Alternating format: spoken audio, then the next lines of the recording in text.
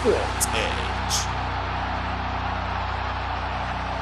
It's a freaking fabulous Friday, and we are so glad to have you join us on SportEdge Gala Television. It's that time to talk sport once again. I am Onyinyechi Ogu. Of course, I'm not alone in the studios. I have with me Enitan Obadina in the studio. Good afternoon to you, Enitan. Good afternoon. Looking all traditional and Friday-ish, you know. In the Friday mood. Okay, now moving to what's happening in the world of sport. It is a day of mourning and also a Black Friday in the camp of the Burundian Football Association, as the news of Papi Ferti being taken over, looking at the fact that he had a heart injury and was diagnosed of that in January, and now he had to die on the pitch while playing for his club. Now, Papi Ferti was supposed to be part of the squad for the Burundian Football Association, to be part of the squad that is going to play Nigeria, Madagascar, and also play in the AFCON, talking about the 2019 AFCON that's going to be happening in Egypt. But this is sad news right now coming from the Burundian FA that Papi Ferti is no more. Definitely, it's not a good story to tell if you're looking at this. And it's also a mixed feeling. He knew this was going to happen, but he chose a different path to lead into this unfortunate decision. He was formerly with Big Bears Wits in South Africa. They had to let him go after it was discovered that he had heart issues. And doctors advised him that basically he should not continue playing football. But he went against doctors' advice, believed that he was healed, and continued playing, moved to Swaziland, the Swatini League, playing for Nantes FC. And this happened. It's really a sad case. He was one of the top players for Burundi national team, one of their exports out of the country, experienced enough to help them out doing all this stuff. But now he's leaving a whole lot of tears and blood behind for his family, for his loved one, and for the world of football. Not really a good story to tell. Yes, of course, we know the God who also created life, created those who can also care for life. Talking about doctors, no need to underestimate or even underrate what the doctor says. Whenever a diagnosis is being done, it's good to take after it and then follow it up. Now, this we will be saying rest in peace to Papi Ferti over there. Burundians will really, really miss the football player. Definitely they will.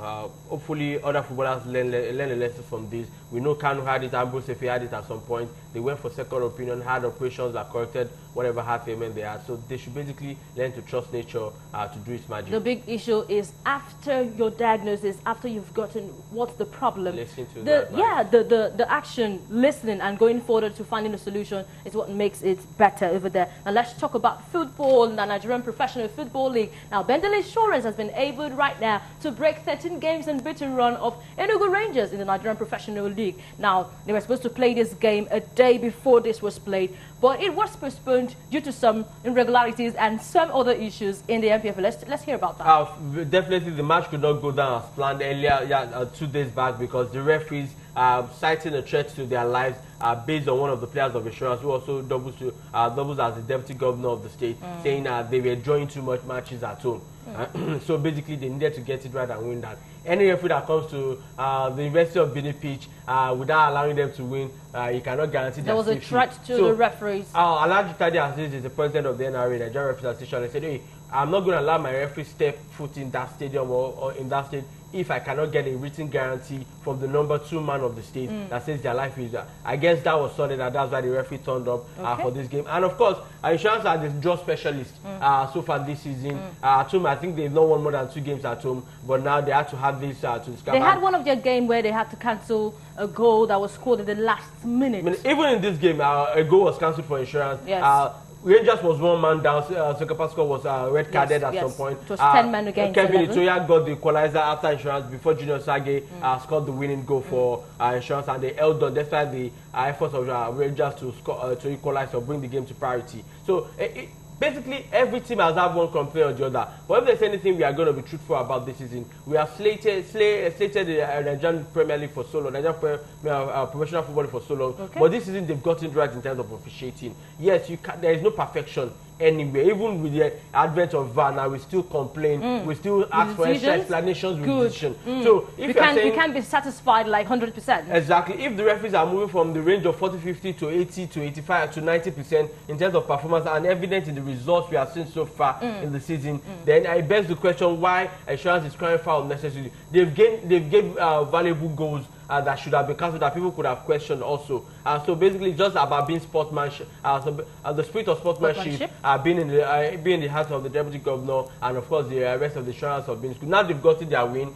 They've been flirting with relegation. They need to get it going, at least correct their home fortune and stop drawing unnecessarily and win the game. Okay, big one coming from Enitan Obadina over there. Now there are dates now rescheduled for the state finals. Now looking at this now, these are rescheduled dates. Talking about the old date was 27th to 28th of April 2019, but right now it's now 4th and 5th of May 2019. Then we have another match day 18, which was supposed to be played on the 5th of May 2019, but now has been moved to 8th of May 2019. Basically, this is happening because the state FA Cup finals, the states have been mandated by the Nigerian Football Federation to hold their finals for them, so that they will know that you're trying to blend the football calendar in Nigeria, trying to match it to that of Europe. They are hopefully planning to end the season by June. Same time around where the Europeans would have rounded up, by May rather, where the Europeans are so that the African can get underway. All attention. And then of course by the time the next season starts, they will synchronize the calendar with that of the Europe. And they won't end the match. Yeah, we'll stop having players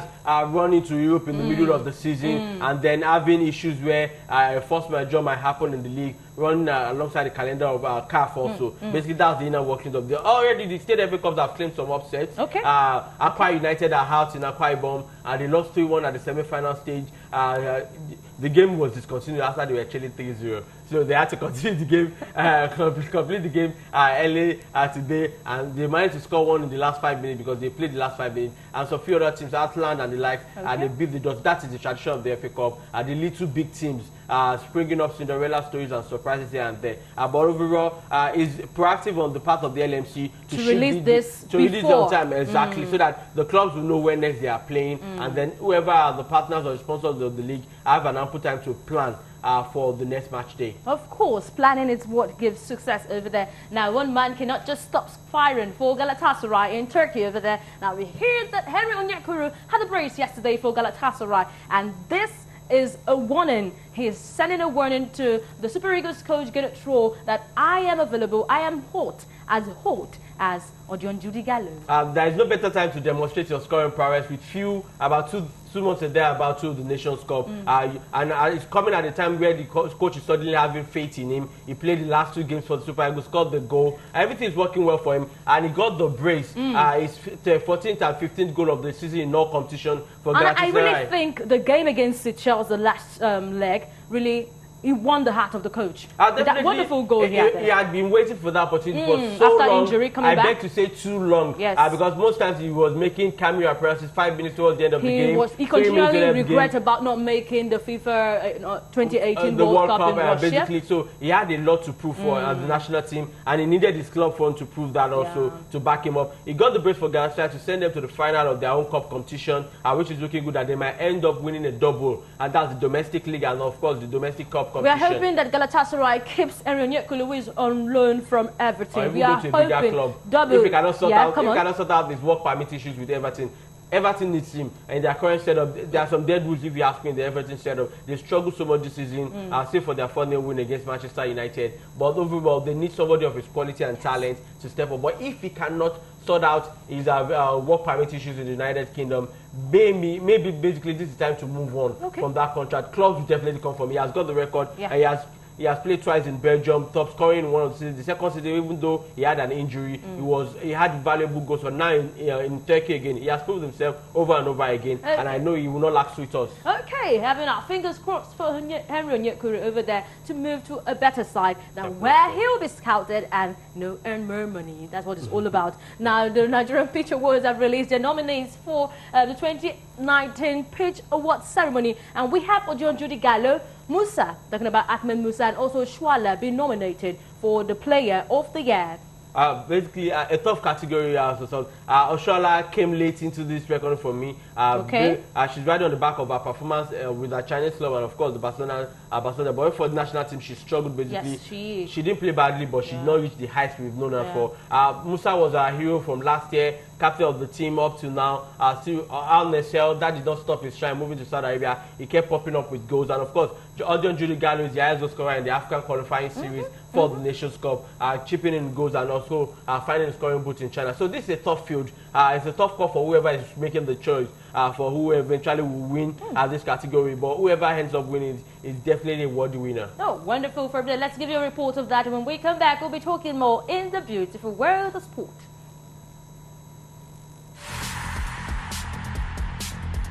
Organizers of the prestigious Nigeria Pitch Awards have announced that Super Eagles trio of Ahmed Musa of Al Nassr, Odion Gallo of Shanghai Shenhua, and Wilfred Ndidi of Leicester City FC have been shortlisted for the King of the Pitch Award for the 2018/19 edition of the awards.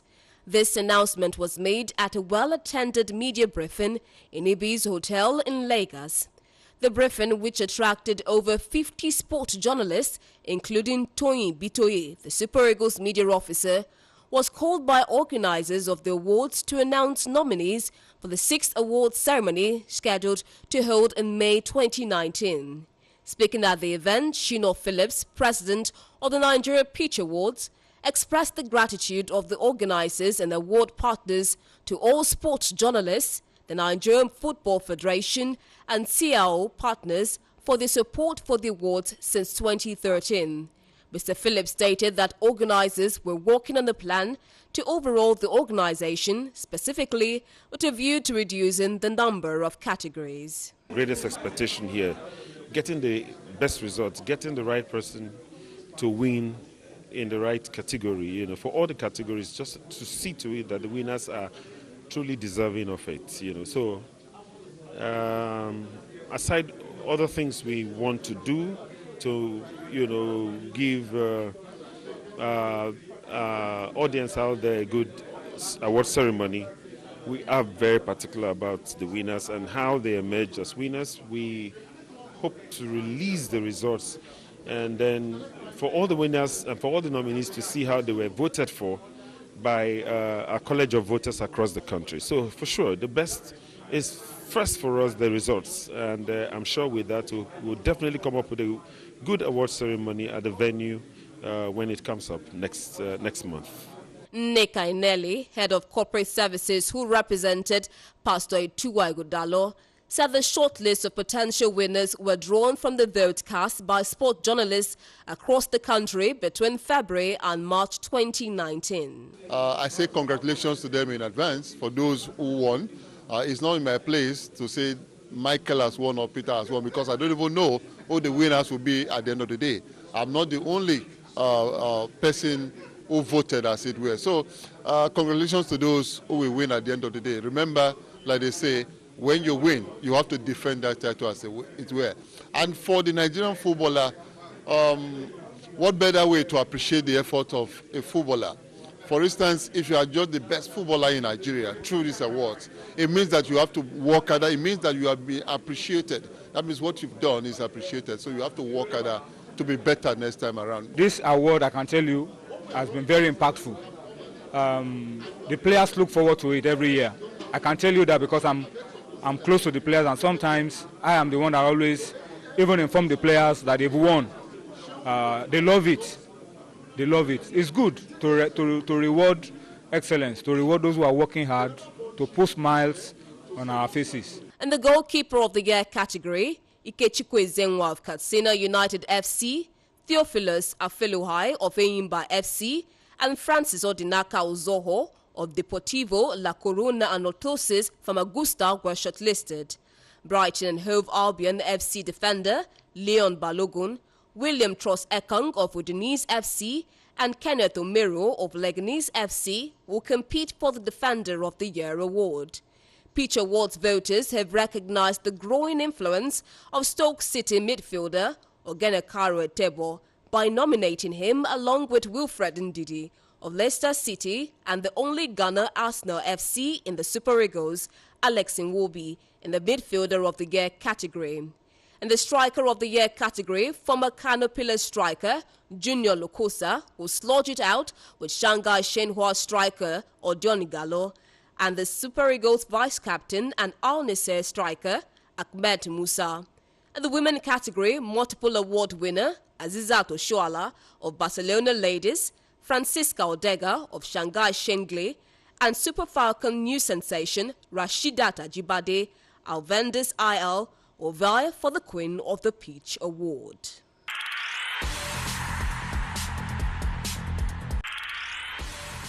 Welcome back. If you just joined us on SportEdge Gala Television, of course, the nominees have been listed over there. Where we have Francisca Odega, Azizat Oshoala, and also Rashidat Ajibade in the women category. Not forgetting the guy category also. Talking about the men's category also. Now joining us in the studio is Adams Ibrozano. Good afternoon to you, Adams. Good afternoon. All into the Friday feeling. Absolutely. Okay, now let's hear about the nominations for the Nigerian Pitch Awards. Absolutely, all the nominees they are worthy of their nominations, and I think I like the spice both home and abroad, and I think it's another vista to how the Nigerian football has evolved. Okay. Whether you are abroad or you are home, it's a good development. Away from that, what are you tipping to win in all categories? We know the goalkeeping. We are seeing Mikechuku Ezenwa, fellow high, and also Francis Odinaka Zoho. Then for the defenders, we are seeing Leon Balogun over there too. For the strikers, we are seeing Lokosa, Odion Judy Gallo. So who are you tipping to win?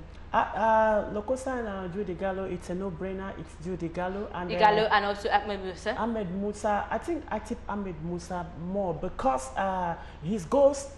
The goals he scored were at the highest level. Whether you like it or not, the World Cup is the highest, and also he has the credit of the highest goal scorer in a player who has scored more for Nigeria in the Senior World Cup. And for the goalkeepers, Afelo High is my top. He's a top keeper anytime. You have to give us a reason why you have one Teofilo as a fellow high. Yes, I've watched him. I've watched Ezenwa and I've watched Uzoho. So Uzoho, suspect, not really a superb goalkeeper, but he's got the potential to be great. Okay. And Ezenwa, you and I knew him since 2007 from the under 20 days in Canada. And I fellow high on the domestic scene. You need to watch him pull some strings and some saves. And no matter how you look at it, he's a top choice anytime, any day for me. Okay, now moving away from football-related matters now. So Nigerian couple have been able to take Nigeria's name, writing it in the book of history, as they won, being the African side to ever win a first game in the curling championship over there. Now, Enitan and I were talking off camera, and we're looking at a report being done before even they went for that game. No, basically they first came into the limelight when Tijani Cole, that's the male guy chap for the duo. It's a couple thing, husband and wife thing, forming a duo for that calling event. Tijani and Susanna Cole. I talked about it. I was in Port Harcourt before going to Stranja, Hungary for the World Championship, and he talked about his passion he had always had as a kid, that he wants to wave the flag of Nigeria in a sporting event. And now, as an adult married to his wonderful wife, he's achieving that aim. They had a torrid time leading to this win against France, the 8-5 win against France. They lost 20-0 to Czech Republic, lost 17-0 to Italy. But they won one game. But they won one. No, I'm trying to explain the story, the journey, what they have to overcome. They've been training in Denver, somewhere in Canada. They had one of the best coaches in the world training them. He has an ice rink right there in Canada. He's with them at the championship. Basically, they've been working together for close to 2 years now, trying to walk around and train them to be ready for this that they have achieved. What they basically achieved was similar to what the bobsleigh ladies and Semidele Akin with skeleton going through a path less traveled by for Enitan, let's look Nigeria. at this. It seems Nigerians now are not, they don't want to be motivated anymore by anything, by any money or even support from any source. Now they're going out there, putting Nigeria in the light, doing it personally from their own personal pulse, and self-motivated to put Nigeria in the limelight. Yeah, just as you said, when you even make it that way, it puts it in the window shop because we can see the come for you, ladies. The brand and the nation will come for you, because out of the doldrum you emerge as somebody. Just as we spoke about the guests that went to Pyongyang, it was, the president spoke about it too. They got a whole lot of messages. Imagine if they had not taken the bull by the horn, and self-motivation, it's how many Nigerians can go by this motivation? Yes, see, if you how many Nigerians can just take themselves out there? Depends on your goals. I'll give you a short story about Semidele. Semidele left a top job for a marketing job with Nike to go and learn a sport 100 days to the Pyongyang Olympics because she believed in the beauty of her dreams. So that is just the thing. It's those who believe in the beauty of their dreams, who want to wake up and go and achieve their dreams.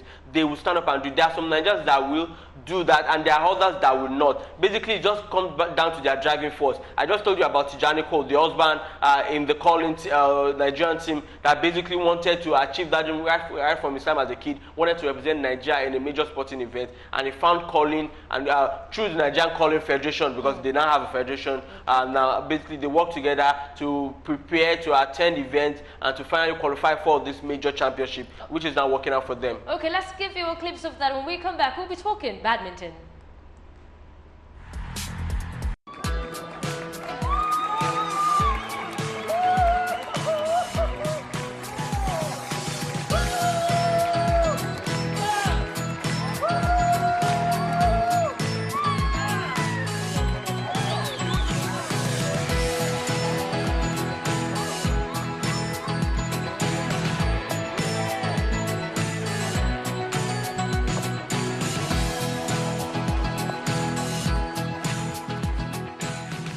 It was a year of hard training, lots of journeys to Canada and Nigeria and parts unknown, and a lot of sweat and equity at 4 o'clock in the morning at the gym. Yeah, you know, it's that feeling of our hard work has paid off. We did it. We have all that from Tijani over there. We're still talking about him and his name and all that, his background linking up with his name. Basically, we felt originally listed, it was listed on the World Calling Championship site that is from Anambra, southeast Nigeria, basically, and we are just for the names and exchange for me. Above all, he's a Nigerian true and true. He held on to his belief and he's achieving his dream, which is good. Okay, wonderful. Moving on to badminton right now. Nigeria in the team event have now been able to win a gold medal. Now, this is the dream coming from Francis Irby, who is the president of the Badminton Federation. And I said Nigeria now aiming for bigger titles outside there. It's a good one. It's a good one because the main target is 2020 Olympics, which he spoke about, and how you're going to garner points and the motivation. They've been everywhere. We saw what they did there. We saw what they did in Castina some time ago, and everywhere. So the motivation is high. They are living up. But I just want a bit of consistency and support from the private sector. Okay, now looking at this right now, this was done on home soil, Port It's something interesting. Francis Obi, which is the president of the BI Badminton Federation of Nigeria, he won the award last year, Best Sport Administration, and it's showing that, just like Godwin said on the picture, was saying that if you win an award, you have to justify it, and I think he's doing that. First, they were at the Cote d'Ivoire Championship where they won. And sometimes they were in Zambia. Are all from personal form. Yeah. It comes to now. Francis Obi and his board, definitely they are working on a path, something similar being done by the Wrestling Federation, where they seek to raise personal funds to make sure they attend major championship to get ranking. We are having Dorcas Adesokon being in the top 5 in Africa for Nigeria. She's getting close to the number 1. The Mauritians are the number 1 team in Africa. But in that team event, it was a very tough final, because the Badminton Championship, African Badminton Championship, is split into 2. The team championship and then the singles. What just ended is the team championship, where Nigeria came out top. We did the likes of heavyweight South Africa, Zimbabwe at the quarterfinal stage. Now going up against Mauritius, who has got the number 1 male and female players in Africa. It was a tough game. We won the first male singles through Okpeyori, 2 straight games. Then we lost back to back to be trailing by 2 games to 1 before the mixed doubles and the women's doubles led by Dorcas, and then Okpeyori again in the mixed doubles finally brought it home 3-2. It ended for Team Nigeria, showing that our rising profile, our rising status in badminton is not the fluke. We've been to Cote d'Ivoire, we've won the championship. We've been to Zambia, we've won the championship. Then we're in South Africa. This team have been preparing and getting enough experience to justify why they are the gold winners. Oh, wonderful. Early planning, they say, leads to a lot of success. And that's what the Badminton Federation of Nigeria are up to with President Francis Obri. This is all we can take for today on SportEdge. Thank you, gentlemen, for being on the show. Thank you for having us. We'll be having a pleasant weekend, as we'd say. Now, it is SportEdge Galaxy Television. I am Onyinyechi Ogu. Do have a pleasant weekend.